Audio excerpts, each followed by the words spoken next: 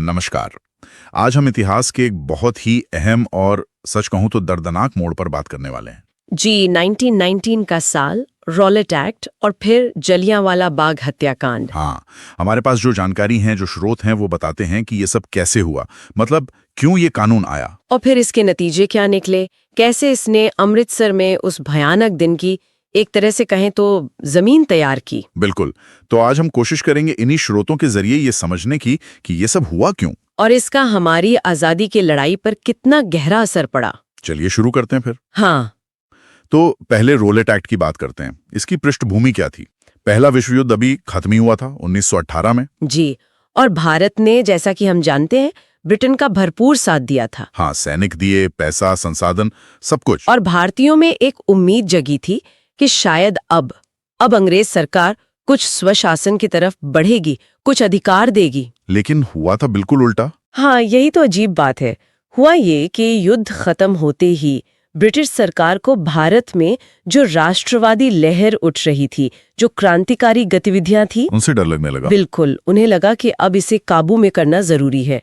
इसी वजह से 1918 में उन्होंने सर सिडनी रॉलेट की अध्यक्षता में एक कमेटी बना दी। अच्छा। और उस कमेटी का काम ही ये था कि भारत में जो राजद्रोह फैल रहा है उसे कैसे कुचला जाए, उसके तरीके सुझाना। और इसी कमेटी की सिफारिशों पर 1919 में रॉलेट एक्ट पास हुआ। जी हाँ, मार्च 1919 में। तो इसमें ऐसा क्या था कि इसे लेकर इतना ज्यादा गुस्सा भड़का?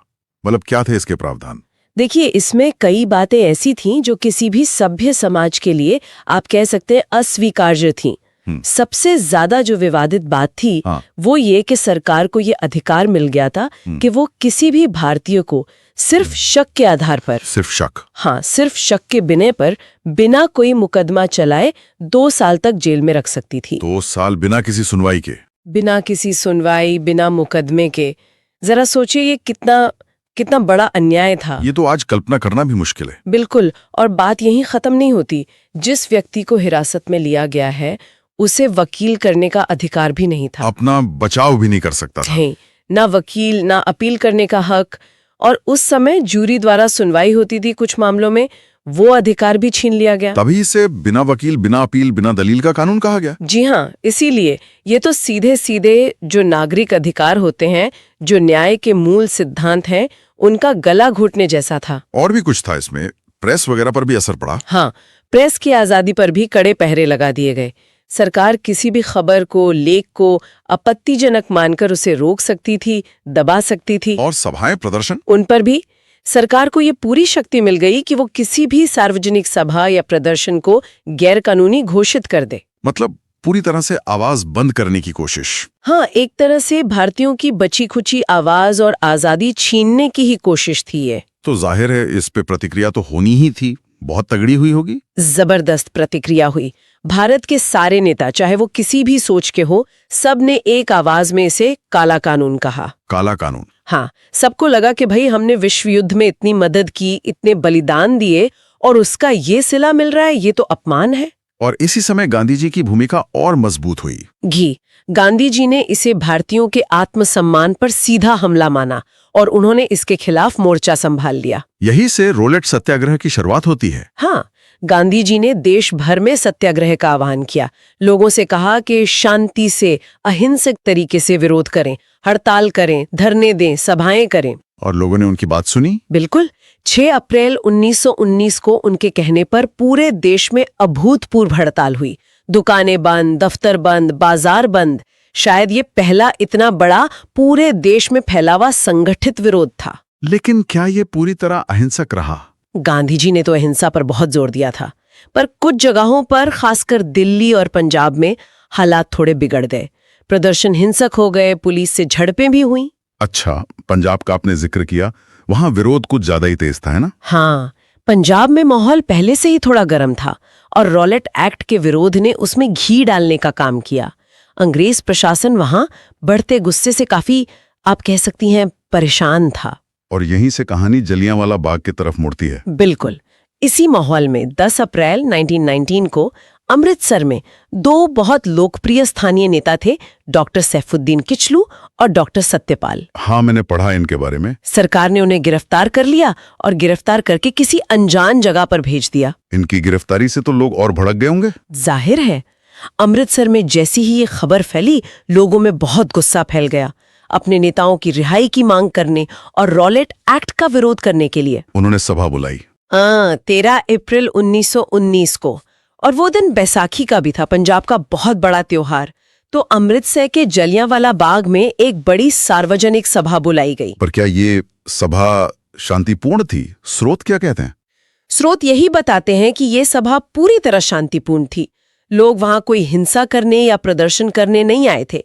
वो बस भाषण सुनने, अपने नेताओं की रिहाई पर बात करने और मौजूदा हालात पर चर्चा करने के लिए जमा हुए थे। लेकिन प्रशासन ने इसे शायद ऐसे नहीं देखा। नहीं, शहर में तनाव तो था ही, और अंग्रेज प्रशासन ने सार्वजनिक सभाओं पर पाबंदी लगा रखी थी। हालांकि ये बात शायद सब लोगों तक पहुंची भी नहीं थी ठीक से। तो 13 अप्रैल को क्या हुआ? उसी दिन ब्रिगेडियर जनरल रेजिनाल्ड डायर, जो वहां का सैन्य कमांडर था, वो अपनी सैन्य टुकड़ी लेकर जलियांवाला बाग पहुंचा। कितने लोग रहे होंगे बाग में उस समय? हजारों की भीड़ थी। पुरुष, महिलाएं, बूढ़े, बच्चे सब थे वहां, क्योंकि बैसाखी का दिन था। लोग मेले जैसा समझकर भी आए थे। और फिर वो हुआ जिसने सब कुछ बदल दिया। हाँ, वो त्रासदी। देखिए, जलियांवाला बाग जो है वो चारों तरफ से इमारतों और ऊंची दीवारों से घिरा हुआ एक मैदान जैसा है। हाँ, मैंने तस्वीरें देखी हैं। और बाहर निकलने का बस एक ही मुख्य रास्ता है, वो भी काफी संकरा। तो डायर ने क्या किया? जनरल डायर ने बाग में घुसते ही सबसे पहले उस अकेले रास्ते को अपने सैनिकों और 2 बख्तरबंद गाड़ियों से बंद कर दिया। हालांकि वो गाड़ियां संकरे रास्ते से अंदर नहीं जा पाईं। रास्ता बंद कर दिया। हाँ, और फिर बिना कोई चेतावनी दिए, बिना भीड़ को हटने का या जाने का कोई मौका दिए, डायर ने अपने सैनिकों को हुक्म दिया कि निहत्थी भीड़ पर गोलियां चलाएं। बिना किसी चेतावनी के सीधे गोली चलाने का आदेश? जी हाँ, सीधी फायरिंग का। और सैनिक गोलियां चलाते रहे लगभग 10 मिनट तक। तब तक चलाते रहे जब तक उनके पास गोलियां लगभग खत्म नहीं हो गई। हे भगवान! अंदाजा है कि कोई 1600 से ज्यादा राउंड फायर किए गए। लोग घबरा गए, भगदड़ मच गई। जान बचाने के लिए दीवारों पर चढ़ने की कोशिश करने लगे, पर दीवारें ऊंची थीं। कई लोग भगदड़ में कुचले गए। और वो कुआं? हाँ, बाग के अंदर एक पुराना कुआं था। बहुत से लोग जान बचाने की आखिरी उम्मीद में उस कुएं में कूद गए, लेकिन उसमें भी वो डूबकर या एक दूसरे के नीचे दबकर मर गए। ये तो नरसंहार था। ये सिर्फ भीड़ को तितर-बितर करना नहीं था, ये एक सोचा समझा ठंडा नरसंहार था। मरने वालों और घायलों की संख्या को लेकर भी तो काफी मतभेद हैं। हाँ, और ये आंकड़ों का फर्क ही बहुत कुछ कहता है। जी। ब्रिटिश सरकार ने बाद में जो अपनी आधिकारिक रिपोर्ट दी, उसमें कहा गया कि 379 लोग मारे गए। सिर्फ 379? हाँ, और करीब 1200 घायल हुए। लेकिन जो भारतीय राष्ट्रीय कांग्रेस ने अपनी जांच समिति बनाई थी। अच्छा, कांग्रेस ने भी जांच की थी? जी हाँ, उसकी रिपोर्ट के मुताबिक मरने वालों की संख्या 1000 से भी ज्यादा थी और घायल 1500 से ऊपर थे। इतना बड़ा फर्क? ये फर्क साफ दिखाता है कि अंग्रेज सरकार किस हद तक सच को छुपाना चाहती थी, घटना की भयावहता को कम करके दिखाना चाहती थी। जाहिर है इस खबर से पूरे देश में तो तूफान आ गया होगा। बिल्कुल, शोक और गुस्से की ऐसी लहर दौड़ी पूरे भारत में।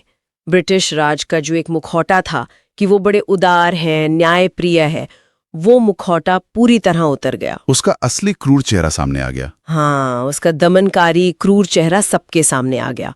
और पंजाब में तो हालात और भी बिगाड़ दिए गए। सरकार ने फौरन पूरे प्रांत में मार्शल लॉ लगा दिया। मार्शल लॉ मतलब सेना का शासन? हाँ, सेना का शासन।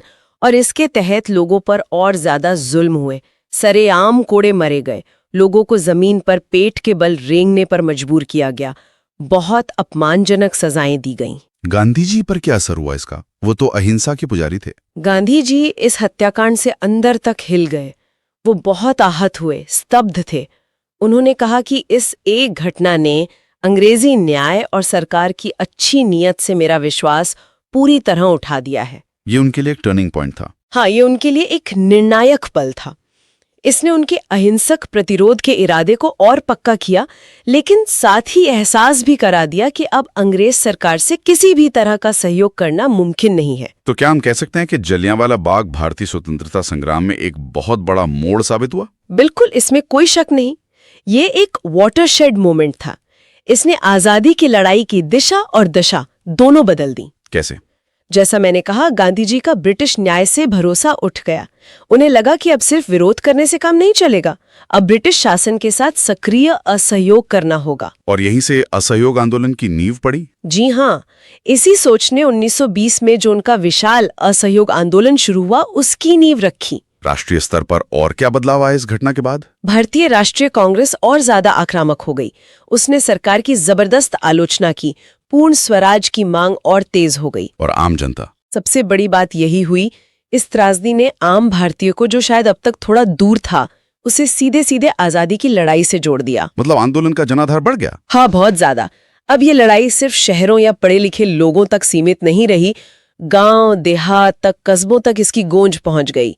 जलियांवाला बाग के शहीदों के खून ने जैसे पूरे देश में राष्ट्रवाद की भावना को एक नई आग दे दी। दुनिया भर में क्या प्रतिक्रिया हुई इसकी, बाहर के देशों में? जब धीरे धीरे ये खबरें दुनिया भर में फैलीं, तो हर जगह इसकी बहुत निंदा हुई। बर्बर हत्याकांड कहा गया इसे। ब्रिटेन में भी कई नेताओं ने, अखबारों ने जनरल डायर के काम को अमानवीय बताया। कहा कि ये ब्रिटिश साम्राज्य के नाम पर धब्बा है। लेकिन सबने नहीं की होगी निंदा? नहीं, ये भी सच है। ब्रिटेन में एक बड़ा तबका ऐसा भी था जिसने डायर को हीरो माना, साम्राज्य का रक्षक कहा, उसके लिए चंदा भी जमा किया गया। ये उस वक्त की जो साम्राज्यवादी सोच थी, उसको दिखाता है। इस घटना का कोई सामाजिक या सांस्कृतिक असर भी हुआ? हाँ, बहुत गहरा असर पड़ा। गुरुदेव रविंद्रनाथ टैगोर, जिन्हें अंग्रेजों ने नाइटहुड की उपाधि दी थी, हाँ सर, रविंद्रनाथ टैगोर, उन्होंने इस नरसंहार के विरोध में अपनी नाइटहुड की उपाधि लौटा दी। उन्होंने वाइसरॉय को एक चिट्ठी लिखी, बहुत भावुक चिट्ठी, कि जब मेरे देशवासियों पर ऐसा जुल्म हो रहा है तो मैं ये सम्मान का बोझ नहीं उठा सकता। और गांधी जी ने भी कुछ लौटाया था? हाँ, गांधी जी ने भी कैसर हिंद और दूसरे पदक जो उन्हें अंग्रेज सरकार से मिले थे, वो सब लौटा दिए। और ये घटना हमारी कविताओं में, साहित्य में, कला में ब्रिटिश क्रूरता के एक प्रतीक की तरह हमेशा के लिए दर्ज हो गई। जब इतना बड़ा कांड हुआ तो क्या इसकी कोई जांच वगैरह हुई, किसी को जिम्मेदार ठहराया गया? देखिए, दबाव तो बहुत था सरकार पर। तो अक्टूबर 1919 में उन्होंने लॉर्ड विलियम हंटर की अध्यक्षता में एक जांच कमेटी बनाई, हंटर कमेटी। हंटर कमेटी, इसमें भारतीय भी थे? हाँ, कुछ भारतीय सदस्य भी थे। कमेटी ने अपनी रिपोर्ट दी, उसमें जनरल डायर के काम की आलोचना की गई। माना कि हाँ, उसने जरूरत से ज्यादा ताकत का इस्तेमाल किया, गोली चलाने का फैसला गलत था। तो सजा दी उसे? सजा नहीं, कोई सजा की सिफारिश नहीं की, बस उसे कमान से हटा दिया गया, रिटायर कर दिया गया। बस इतना ही? हाँ, और ब्रिटेन में तो कई लोग उसे हीरो ही मान रहे थे। तो जाहिर है भारत में इस रिपोर्ट को किसी ने नहीं माना। सबने कहा ये तो लीपापोती है, व्हाइट वॉश है, न्याय का मजाक उड़ाया गया है। तो क्या कांग्रेस ने अपनी तरफ से कुछ किया? जी हाँ, कांग्रेस को सरकारी जांच पर बिल्कुल भरोसा नहीं था। उन्होंने अपनी एक अलग गैर सरकारी जांच समिति बनाई। उसमें कौन लोग थे? बड़े बड़े नेता थे, मोतीलाल नेहरू, खुद गांधी जी, मदन मोहन मालवीय, चित्तरंजन दास जैसे लोग। इस समिति ने क्या पाया? इस समिति ने अपनी रिपोर्ट में साफ कहा कि मरने वालों की संख्या 1000 से ज्यादा थी और घायल 1500 से ज्यादा थे। और उन्होंने सीधे सीधे जनरल डायर और पंजाब के उस वक्त के lieutenant governor Michael O'Dwyer, दोनों को इस नरसंहार के लिए जिम्मेदार ठहराया। तो आज हमने देखा कि कैसे एक दमनकारी कानून, मतलब रॉलेट एक्ट, जो खुद एक तरह से धोखे जैसा था। हाँ, विश्व युद्ध में भारत के सहयोग के बदले मिला धोखा। ये उसने कैसे जलियांवाला बाग जैसे भयानक, अकल्पनीय नरसंहार के लिए माहौल तैयार किया। ये घटनाएं सिर्फ कानून व्यवस्था का मामला नहीं थी। बिल्कुल नहीं, इन्होंने ब्रिटिश राज का जो असली चेहरा था, अन्याय और क्रूरता का, उसे पूरी दुनिया के सामने नंगा कर दिया। और नतीजा ये हुआ कि इसने हमारी आजादी की लड़ाई को एक नई दिशा दी, एक नई ऊर्जा दी, एक नया जोश दिया, और सबसे बड़ी बात, एक बहुत बड़ा जनाधार दिया। इसने गांधी जी के असहयोग के विचार को और मजबूत किया। हाँ, और पूरे देश को आजादी के एक साझा लक्ष्य के लिए एकजुट करने में, मतलब एक कैटलिस्ट का काम किया इन घटनाओं ने। जी हाँ, बिल्कुल। यहाँ एक सवाल मन में आता है जो शायद आज भी उतना ही मौजू है, कि जब राष्ट्र को, सिस्टम को शक के आधार पर या खास हालात का बहाना बनाकर बेलगाम ताकत मिल जाती है, और नागरिकों के जो बुनियादी अधिकार है उन्हें नजरअंदाज किया जाता है। हाँ, तो ये हालत कैसे एक भयानक, एक अकल्पनीय हिंसा को जन्म दे सकती है? सही बात है। इतिहास की इन घटनाओं से सबक लेना बहुत जरूरी है। इस पर सोचने की जरूरत है।